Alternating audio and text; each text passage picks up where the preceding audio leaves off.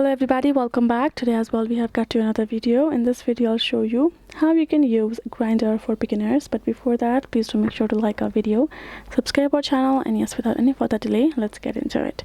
So for that, first of all, go ahead, open up your Grindr app on your phone. Make sure you have simply signed in. And now let's cross this ad out, and this is how the profile is gonna appear. So if we are interested in one of the profile, we're gonna tap on them. We can simply send them messages by going in here, and we can simply write down them any message, and we can again go back and check out further profiles.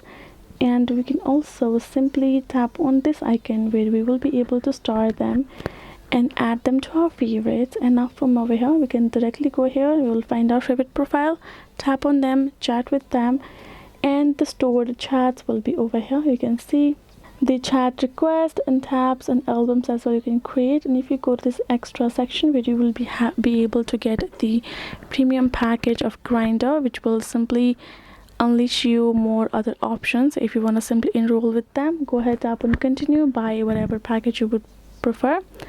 Other than that, this is how you're going to use it. If you have any specific question regarding any feature, let us know in the comments below.